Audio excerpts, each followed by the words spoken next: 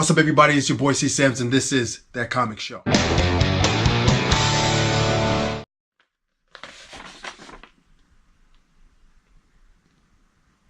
This is my initial reaction of this movie. Seriously? DC has dropped a new movie for us in the name of Shazam. Shazam that used to be Captain Marvel, but Captain Marvel came out last month and, did his numbers. Actually, Captain Marvel hit 1 billion just not too long ago. Excellent job. Congratulations to Marvel.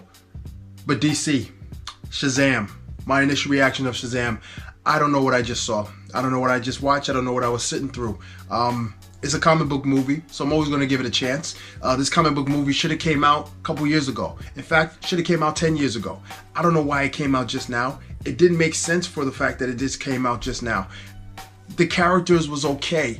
If you talk about the characters in the movie, the orphanage, the kids in the orphanage, awesome. I loved each and every one of them. They all had a different personality. They all brought a different spunk to the screen, especially the little girl named Darla. Oh, I loved her to bits. She was such an adorable. I want her to be my daughter. I will come and adopt you right now. But we are seeing a lot of the traits that DC tends to fall into. The third act was a snooze fest. The action parts, to me, been there, done that. This is the second movie that came to the plate when it comes to wizards and magic and everything like that. We saw Doctor Strange. Doctor Strange did a great job in illustrating that. But this movie right here, I don't want to spoil anything for you guys. I want you guys to go out there and judge it for yourself. But the characters, as far as the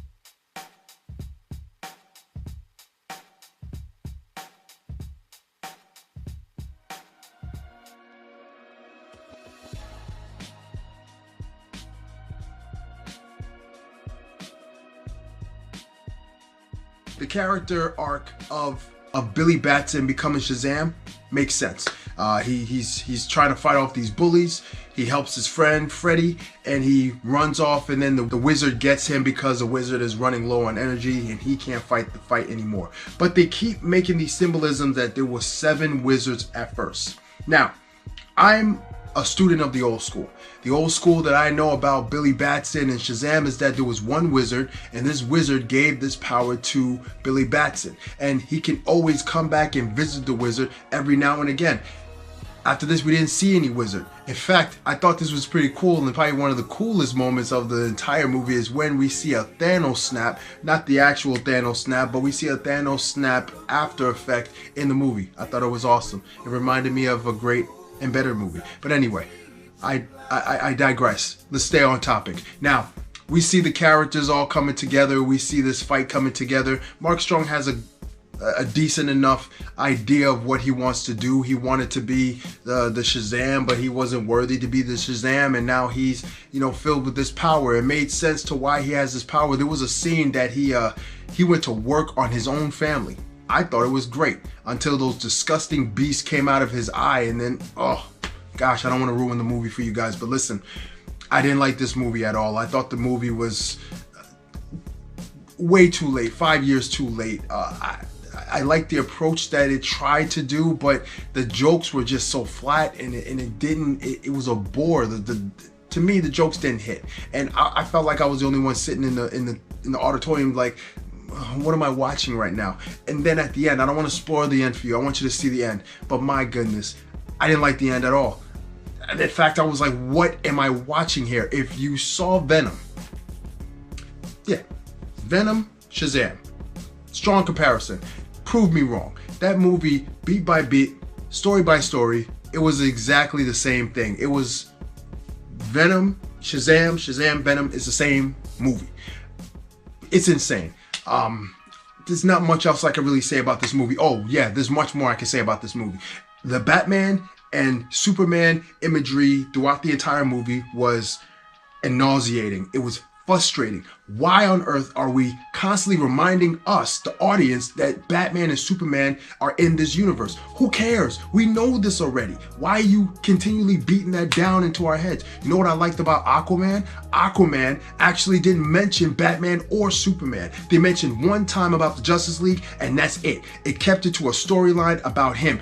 What I'm seeing here is a storyline about Billy Batson trying to become Superman, and his friend wants him to become Superman. And I get it. They are kids. They don't understand what being a hero was about, so they are the kids that are involved in a superhero universe where Batman and Superman are running around. But again, we don't know much about Batman because the Batman that we saw in BVS was not the Batman that they've been illustrating in this movie. The Batman that we're illustrating in this movie is actually the Batman from Justice League. So in my mind, that must have erased all of the stuff that Batman was claimed to be in BVS, the Dark Knight, the guy who beat up people, who put people in jail, who branded people, that type of deterioration of his character. That's the type of Batman we were introduced to. We can't just imagine that there was another Batman that was out there that was wearing the gray and the black and the yellow belt, because he didn't wear any of that stuff during Justice League. He didn't wear any of that stuff during BVS. So who is this Batman that they're speaking of? And then the Superman cameo. Oh my goodness, give me a break. Are you kidding me? Listen, if you couldn't get the actor to come and sit in the role, fine. Then try something else, do something else. Hey, you got Jason Momoa. You made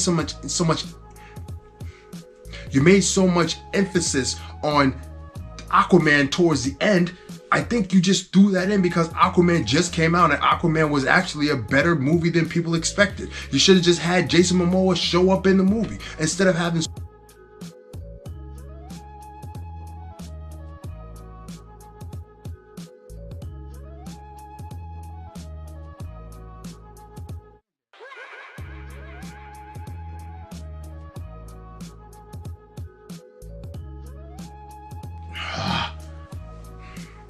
I'm sorry. I'm probably gonna edit that out. In fact, I'm gonna mute this whole point. Yeah, I'm gonna mute it. Yeah, so that way you don't know that I'm spoiling the movie. So anyway, what more to say about Shazam? It was a frustrating movie to get through. I was upset. I wanted to give this movie a chance. The beginning, the first act really had me going. I was like, man, this is turning out to be a pretty good movie. Then the second act hit. Then the third act. And then I was already checked out before the third act even began. I mean, DC goes from one extreme to the next. Where is the transition in between? Who knows? The next movie that we're gonna get now is gonna be what? Wonder Woman 1984, which totally... Anyway, my rating for this movie is sadly a 4 out of 10. Man, I thought DC was gonna bring something, and it did. This movie is for families, for kids, for die-hard DC fans that will say nothing bad about their DC movies, that would love the DC movies all in all. And this is for critics who love movies that are, you know, willing to take certain risks and be a little bit different from the status quo. You know what? Something about the status quo? Captain Marvel made $1 billion, and that stayed to the status quo, but they tweaked it here and there. I wonder what this movie will make in its final run, but money isn't everything. Once again, this is your boy Sam's. This is That Comic Show. This is not That Comic Talk. I'm not a happy camper. I have posters. I might sell these posters. I don't want to burn them, but I don't know if it's going to make its way on my wall. In fact, I got a lot of things I need to make. What am I talking about? I'm rambling. Sam's out.